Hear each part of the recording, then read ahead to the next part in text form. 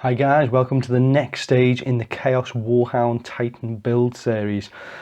And here's the base still, again, as you saw it last time. Other than, those of you that'll notice, there's a foot shape melted into there. I bought a blowtorch. Went to the to B&Q, I got it from, to be honest, in the end. And all I've done is I've heated the plastic up, pushed the foot in into place. Obviously the big hole there, but the foot covers that. And it now sits in. It looks more like it's pushing the metal out as the weight's coming down. There's also a dirty big pin sticking out there. Rather than just being a pin, it's actually threaded rod.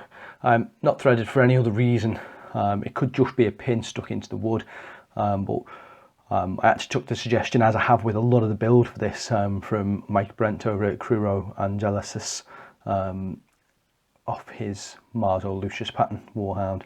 And I happen to have threaded rod. I had the right nuts. This is an M5 rod with M5 nuts, and all I've done, you could put a bolt in, to be fair, because I've ended up gluing that into place with a washer, countersunk it so it's flush on the bottom, and then put another nut on there and screwed it down, so that's now quite rigid. Everything's had a PBA glue, so this is hard now, this sponge. It's still got a little bit of give, and what I am going to have to do is there's a little gap in here which I'm going to have to fill some foliage and stuff in. I need to put some marks across here with some mud to show that the tank sort of crashed and skidded along. And then where I was going to build up a nice water feature in effect here, I can't anymore because of the way the foot goes. I'd have to do it before the foot goes in, and there's a toe poking out, so I'm still going to have water. I'm going to have to build this terrain up a slight bit here, maybe put another rock here to support the foot. For those of you that haven't built a Warhound Titan before, it is a very much up one side, down the other side, and again, to quote Mike from his videos, measure twice, cut once is a joiner's expression. This is very much a case of dry fit 50 times, glue once, because once you glue it, it ain't coming undone. You can just use standard sort of super glue, and that's fine, especially for the piston joints and things like that. Anything that's going to be load bearing and take weight needs a stronger adhesion, in my opinion. Super glue, as soon as the weather gets too cold, will go brittle and it'll fall off. Last thing you want is £300 worth of model falling apart, scratching and damaging itself, and whatever other nightmares. So Mike gave the tip, and I've used it on my Reaver Titan. I'm going to use it, well, I have used it on this as well. This stuff, it's called JB Weld. You can buy it from eBay. I got mine. I'm pretty sure in the last video I talked about it. Something I do want to say about it, this particular one is quick weld. It sets in 4 minutes. It ain't joking when it says that either. If you mix too much of it thinking, oh well, I'll do lots of jobs with it, it'll set on your mixing pallet before you get to put it on, and it's steel. At the end of the day, there's metal in it. So the other tip for it is, when you're using it, if you're putting it on, don't peel it on too thick thinking, oh yeah, thicker it is, the better the weld and the better the hold. As soon as you put a magnet near it, it's metal, so it'll come around the side of the magnet and fill on the top. Once it's set off in about 3 or 4 minutes and it's gone hard, even up to say maybe 10-15 minutes after, it doesn't fully cure for 4 hours.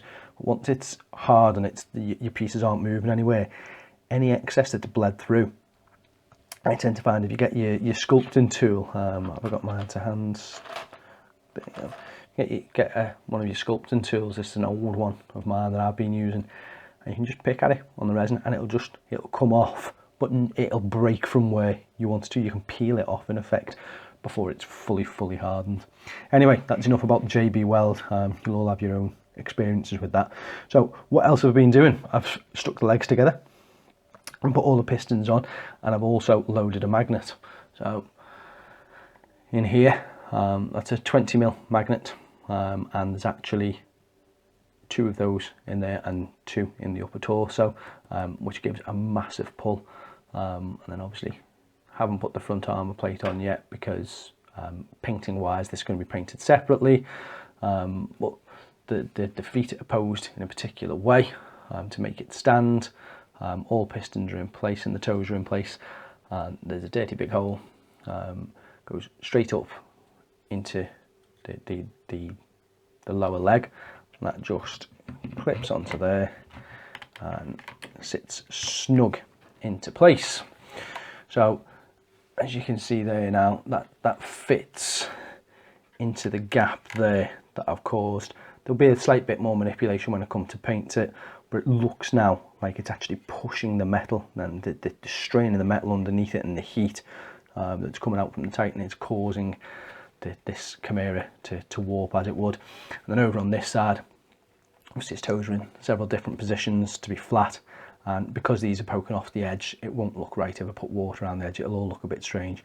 So I'll just put it as a shallow puddle almost, or maybe even just mud. I might leave the water off completely.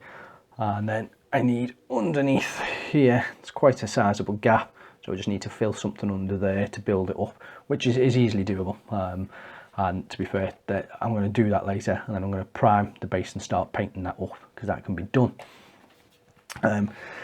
When building the legs, you decide what you want your pose. And with this one, obviously I knew that I wanted it on the tank, and I'd sort of set it out roughly. If I was doing it again, I'd probably move the tank 2 inches over that way, have it hanging over the side, so the whole thing would shift over that way, and I could have had my water here. But I'd made my commitment and I wasn't redoing it. You build this leg up just to here, to the hip joint. Once that's all set, you then dry fit all this into place with blue tack. Make sure that you can actually make the pose look correct.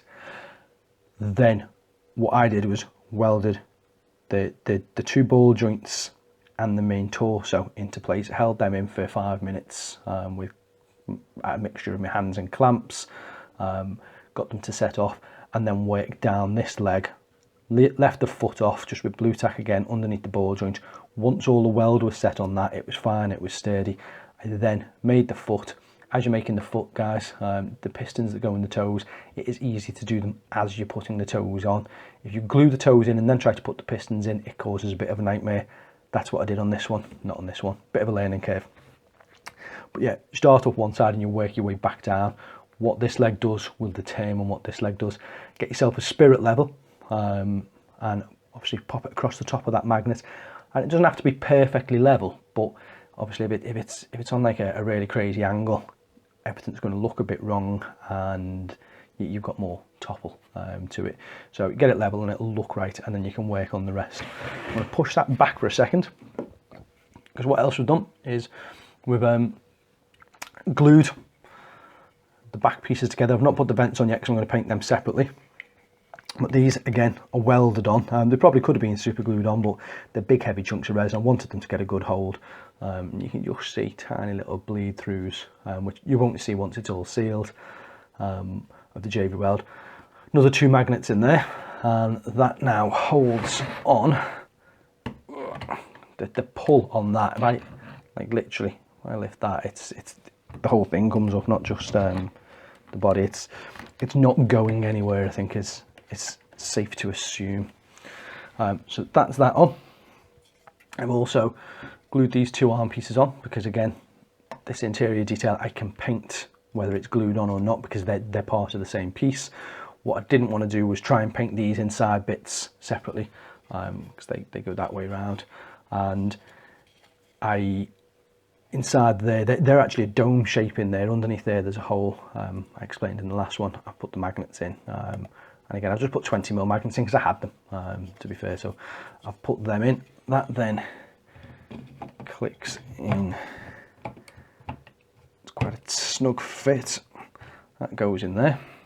We have our top carapace, which has the engine bay. Obviously all this needs painting, and then there's a mesh piece that goes on there, and that I'm going to leave that bit out, to be fair, just for the purposes of this. That again is a very snug fit.